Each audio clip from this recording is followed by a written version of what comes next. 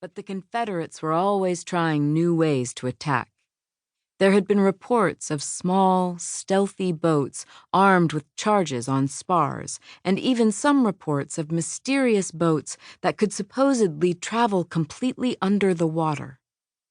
The Housatonic was just one of many Union ships that had been prowling the waters outside Charleston for months, and tonight, like every other night, the cool air was punctuated by the sounds of Union artillery gradually chipping away at that city's stately stone buildings. She tugged gently against her anchor as the tidal currents shifted and pulled her seaward. The Hunley swam closer. It took hours to reach the ship.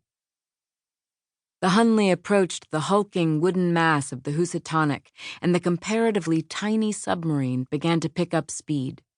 A sailor on watch spotted the narrow sliver of the dark metal hull exposed above the surface of the water and alerted the other sailors on board, but submarines were new technology, and the men did not yet understand the deadly shape in the water. For a few brief minutes, speculation ran wild among the crew, and the sailors did nothing as they comforted themselves that the dark shape was merely a porpoise coming to play near the ship.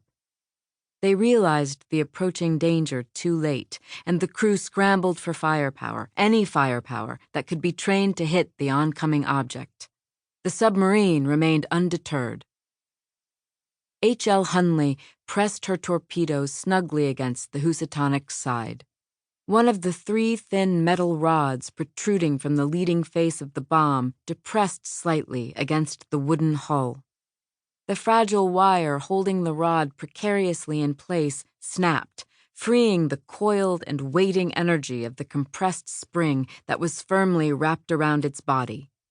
As the spring rapidly expanded to its natural shape, the metal rod leapt backward in response and smashed against the thin wall of the compartment that was nestled in the back of the trigger.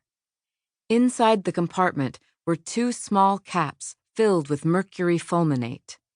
The simple, elegant chemical was inherently unstable, dying for the slight nudge that would propel it into a cascade of cathartic release.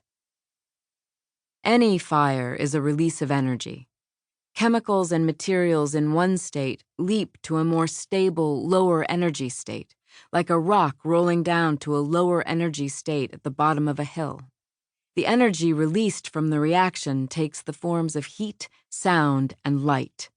An explosion is a similar reaction, but pushed into higher speed.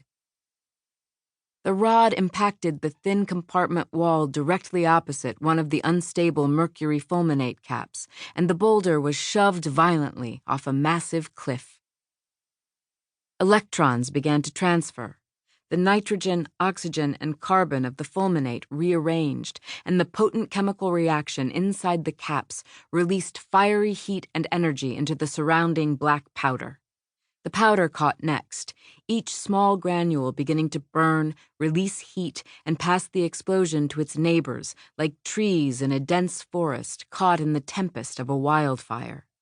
The granules of black powder converted one at a time into a mass of extraordinarily heated gas, trapped in the thick copper casing of the tightly sealed torpedo, until enough fiery, pressurized gas accumulated to muster the power to tear and destroy the metal. The copper ripped open, sending jagged shards peeled backward over the Hunley's spar and releasing the fearsome pressures of the powder into the water and against the wooden hull of the Housatonic. A spray of shattered wood planks burst upward from the deck of the ship. The submarine had hit her target, triggering her massive black powder payload directly against the stern and punching a lethal blow through its underbelly. The force of the blast rippled through the entire ship, and even the sailors at the bow, nearly 200 feet away, instantly understood that their vessel would soon be on the ocean floor. As the crew scattered to save themselves, the metal hull of the submarine silently disappeared from concern. Those in Charleston, awaiting the return of the Hunley, hoping to celebrate her successful mission, never saw her again. 136 years later.